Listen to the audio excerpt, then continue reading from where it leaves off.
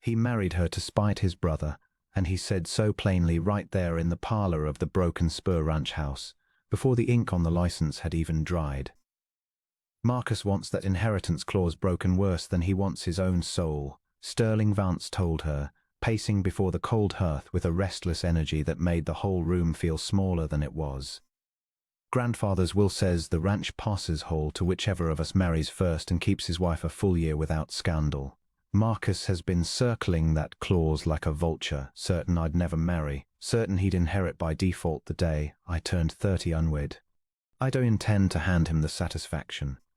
Nora Fenwick sat with her hands folded tight in her lap, still in the plain grey dress she'd worn to her own hasty wedding not 2 hours before, and tried to keep her voice steady. "And I'm meant to be the instrument of your spite, is that the arrangement? You're meant to be my wife on paper, Miss Fenwick, in exchange for wages fair enough to keep your mother's medical debts paid and a roof over both your heads that no collector can touch. I'll ask nothing further of you. Separate rooms, separate lives under one roof, and in a year's time, if you wish it, I'll release you with a settlement generous enough to see you comfortably independent for the rest of your days.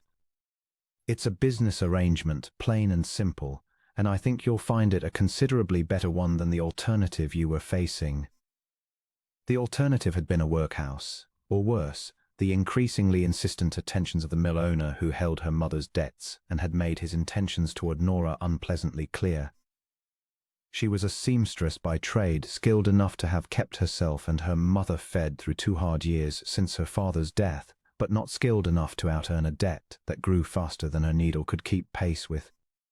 When the notice had gone up in town, a rancher seeking a wife of good character, discretion assured generous terms, she had answered it with a kind of desperate, clear-eyed practicality that left no room for romantic illusions about what she was agreeing to.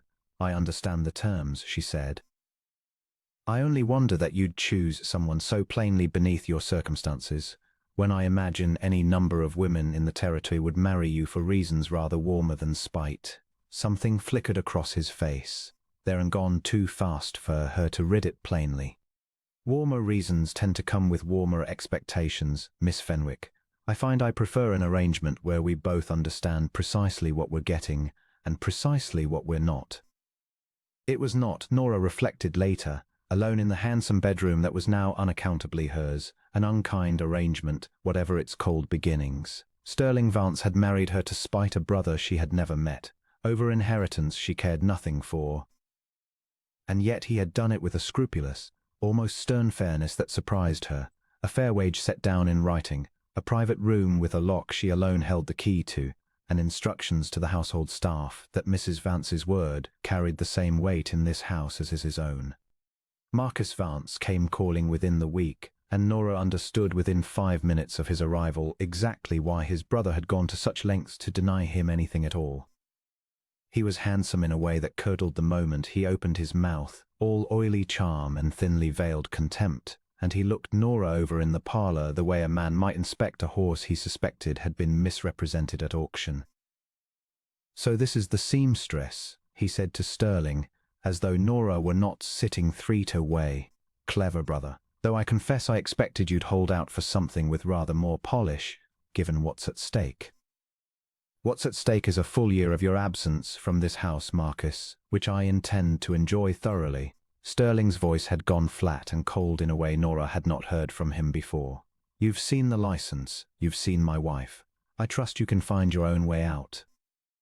Marcus's eyes lingered on Nora a moment longer, calculating in a way that made her skin crawl, before he offered a shallow, mocking bow and took his leave. "A full year is a long while, brother," he said from the doorway. "Plenty can happen in a year. I'll be watching with considerable interest to see how thoroughly you manage to keep up appearances." The threat, veiled as it was, hung in the room long after he'd gone. "He'll try to prove the marriage a sham," Sterling said grimly, once the sound of Marcus's buggy had faded down the drive. "Grandfather's clause requires the marriage be genuine and without scandal for the full year, not merely legal. If Marcus can find evidence we're living as strangers under one roof rather than as husband and wife in any meaningful sense, he'll have grounds to contest it before a judge who owes him considerably more favors than he owes me." Then we'll simply have to be convincing, Nora said, surprising herself with the steadiness of her own resolve. She had not agreed to this arrangement to watch it collapse under a cruel man's scheming, not when mother's security depended on seeing the year through. I've played parts before, Mr. Vance, out of necessity if nothing else. I can play the part of a contented wife well enough to satisfy a jealous brother's spies. Sterling looked at her with something like surprised respect. I confess I expected you to be considerably more troubled by that suggestion. I've been considerably more troubled by considerably worse suggestions this past year, Mr. Vance. This one, at least, comes with a fair wage attached. He laughed at that, a short, genuine sound that seemed to surprise him as much as it did her, and something eased between them that had not been there before. The performance, as it turned out, was easier to begin than either of them had anticipated, and harder to keep from becoming something else entirely. Sterling escorted her to church each Sunday with a courtesy that drew admiring glances from the very women who had once looked down their noses at a seamstress marrying so far above her station. He took her driving on Sunday afternoons, ostensibly for the benefit of any watching eyes, and found himself, more often than either of them planned, extending the drives longer than strictly necessary, drawn into conversations about her father's old bookshop, her mother's failing health, the small dreams she had folded away and nearly forgotten during 2 years of scraping survival. "You wanted to open a dress shop," he said one such afternoon, the wagon creaking along a fence line gone gold with autumn light. "Before all this, a foolish dream for a woman with no capital and a mother's debts to clear. It doesn't sound foolish to me. It sounds like a woman who knows precisely what she's good at and hasn't been given fair chance to prove it." He glanced at her, something careful and searching in his expression. "I could see the debt cleared outright, if you'd let me. No further obligation attached." "I won't take charity, Sterling." It was the first time she had used his given name without the formal Mr. attached, and she saw him notice it, saw something in his face soften at the sound of it. "I'll earn my way, same as I always have. But I thank you for the offer all the same." "It wasn't charity I was offering," he said quietly, and did not elaborate further, though the words sat between them the rest of the drive home warm and unresolved. Nora's mother, informed by careful letter of the arrangement, passed peacefully in her sleep 2 months into the marriage. Her final months made comfortable by wages Nora had insisted on earning honestly rather than accepting outright, and Sterling stood beside Nora at the graveside in the cold November wind with a steadiness that felt, to a considerable surprise, like something rather more than a business partner's dutiful attendance. "You didn't have to come," she told him afterward, her voice raw with grief and the peculiar exhaustion that follows a long-expected loss. "I wanted to." He said it simply, without embellishment, and reached for her hand as they walked back toward the wagon, and she let him hold it the whole way home, neither of them troubling to pretend any longer that the gesture was purely for show. Winter deepened, and with it, the arrangement between them shifted in ways neither had planned nor quite dared to name aloud. Nora found herself waiting for the sound of his boots on the porch each evening, found herself choosing her words with him more carefully, not from calculation but from a wish to make him laugh, to see that rare unguarded warmth surface in his usually careful face. Sterling, for his part, began finding reasons to seek her out in the parts of the day that had no need of performance at all.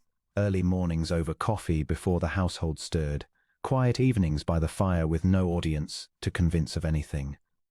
"I find I've stopped thinking of this as an arrangement," he admitted one such evening, the fire popping low between them, snow ticking steady against the window panes. "I started it to spite my brother. I find now that the notion of the year ending, and you walking free of this house with your settlement, troubles me considerably more than anything Marcus could ever contrive against me." Nora's heart was beating hard enough that she was certain he must hear it. "What are you saying, Sterling?" "I'm saying I married you for the worst possible reason, and somewhere in these past months I fell in love with you for what I believe are considerably better ones." He reached across the space between their chairs and took her hand, his thumb tracing slow, careful circles over her knuckles. "I don't ask you to feel the same. I only wanted you to know it plainly, rather than let it sit unspoken between us any longer." "I think," Nora said, her voice not quite steady, that I have been falling in love with you since the afternoon you offered to clear my mother's debts and called it something other than charity because you understood I needed to hear it that way. The kiss that followed was neither hurried nor performed for any watching eyes, only quiet and certain and long overdue, and when it ended Sterling rested his forehead against hers with a low, unguarded laugh. Marcus is going to be unbearable when he learns his scheme backfired into an actual marriage. Let him be unbearable, Nora said. I find I no longer care what Marcus thinks of either of us. Marcus, as it happened, was not content to wait quietly for the year's end to see whether his brother's marriage would fail on its own. In late January, with a cold snap gripping the whole territory and the ranch hands bunked close against the chill, Nora woke past midnight to the smell of smoke and the frantic scream of a horse in mortal terror. Fire in the barn! One of the hands was already pounding down the hallway, hauling on his boots as he ran. Nora was out of bed and into her shawl before she'd fully understood the words, following the orange glow now visible through her window, out into a yard already alive with shouting men and the terrible, thrashing panic of trapped animals. The barn's east wall was engulfed, flame climbing fast through hay gone tinder dry in the winter cold, and through the smoke Nora could hear Sterling's voice, hoarse with effort, driving the last of the horses out through a side door that had not yet caught.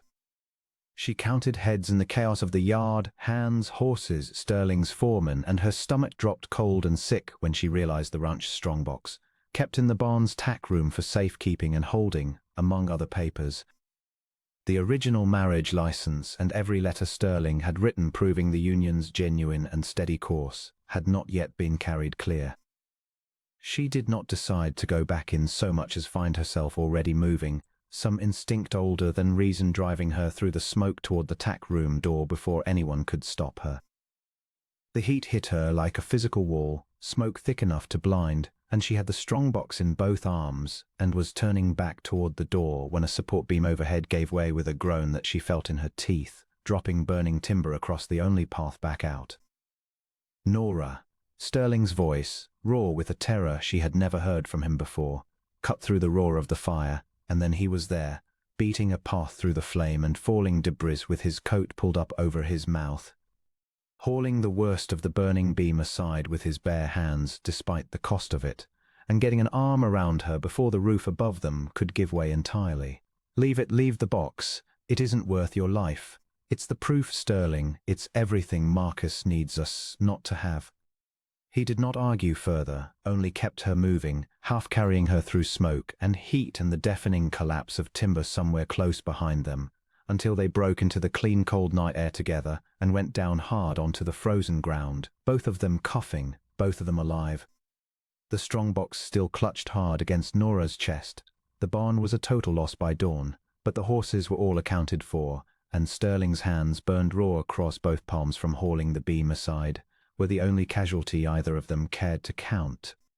Nora sat beside him on the porch step while the doctor from town wrapped the burns in clean linen, and found she could not stop her own hands from shaking, not from the cold, but from how close the night had come to costing her the one thing she had, without quite realizing it, come to treasure above every other consideration in her careful, guarded life. You could have died going back in for that box, she said, when the doctor had gone and they were finally, blessedly alone. So could you, going in for it in the first place. He turned his bandaged hand palm up, and she laced her fingers carefully through his, mindful of the burns. I've buried a mother and watched my father drink himself into an early grave over that inheritance clause. I have never in my life been as frightened as I was tonight, watching that roof come down with you still inside it. Whatever this arrangement started as, I promise you it is not spite driving me now. Nothing about tonight was spite. It was only ever you.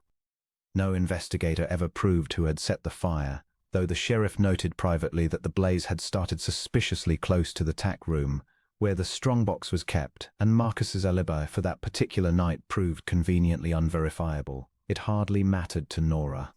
She had the proof safe, her husband's hands healing steady under her care, and a certainty settled deep in her chest that no courtroom testimony, however cleverly Marcus arranged it, could unmake what that terrible night had confirmed beyond any further doubt. Marcus, as it happened, cared enough for all three of them, and arrived at the ranch in late February with a lawyer in tow and a triumphant, calculating gleam in his eye that told Nora before he'd said a single word that he believed he had found his opening. "I have sworn testimony," Marcus announced in the parlor, unfolding a document with theatrical relish from a household maid dismissed last autumn, stating that Mr. and Mrs. Vance have occupied separate bedrooms the entirety of their marriage, and that the arrangement between them was, in her words, purely a business matter from the start. "I believe that constitutes rather more than sufficient grounds to contest the inheritance clause before Judge Holloway, who I'm quite certain will find the evidence persuasive." Sterling's jaw tightened, but it was Nora who stepped forward before he could speak, her voice calm and clear enough to carry across the room. "Your maid is telling the truth about the separate rooms, Marcus.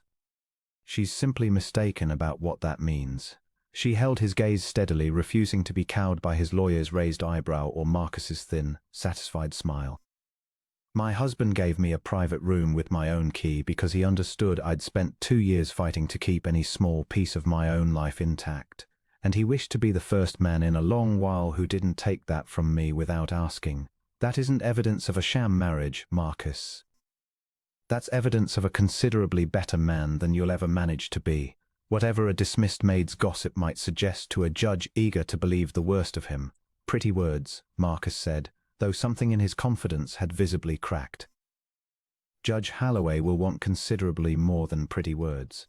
Then he shall have them," Sterling said, moving to stand beside Nora, his hand finding hers in a gesture too natural, too unguarded, to have been rehearsed for any lawyer's benefit. "Bring your case before Holloway, Marcus, and I'll bring my wife, and let the judge look at the two of us and decide for himself whether what he sees standing before him looks like a sham or looks like a marriage. I don't believe you'll care for his conclusion." Judge Holloway, as it turned out, did not care for Marcus's case at all. He watched the two of them across his chambers a long, silent moment, Sterling's hand steady around Nora's, the easy, unforced way she leaned into his side, the plain, unguarded warmth neither of them troubled to hide, and dismissed the contest within a quarter hour, informing Marcus in terms considerably less diplomatic than the courtroom usually allowed that he'd wasted the court's time chasing a marriage that was, by every visible measure, entirely and thoroughly genuine. They rode home from the courthouse in the last light of a mild February afternoon, the worst of winter finally breaking towards spring, and Sterling pulled the wagon to a stop at the crest of the hill overlooking the whole of the Broken Spur spread, gold and green and entirely, finally, unthreatened. "I married you to spite my brother," he said, echoing the words he'd spoken in that first cold parlor meeting nearly a year before, though his voice now carried nothing of that old bitterness, only warmth. "It's the worst reason I've ever had for doing the best thing I've ever done." "I married you because I had no better choice left," Nora said, leaning into his shoulder as the sun dropped gold and low over the ranch that was now, undeniably, hers as much as his, and it turned out to be the finest choice anyone ever handed me, spite and all. He turned her face up to his and kissed her there on the hillside with the whole ranch spread out gold beneath them, no lawyer watching, no brother scheming, no performance left to give, only two people who had begun a marriage as a business arrangement and found, somewhere in the space of a hard winter, that it had become the truest thing either of them had ever built. They rebuilt the barn come spring, timber by timber, with half the county turning out to help once word spread of Marcus's failed scheme and the fire he'd very likely set to force it. And Nora stood in the new raised frame on the day it was finished, remembering the terrible night it had nearly cost them everything, and found she could look at the fresh-cut lumber without flinching, only with a quiet, grateful wonder at how much had been salvaged from those flames after all. Sterling came to stand beside her, his palms still faintly scarred but strong and steady in hers, and together they watched the last rafter go up against a sky scrubbed clean and blue, a home neither spite nor fire had managed, in the end, to take from either of them.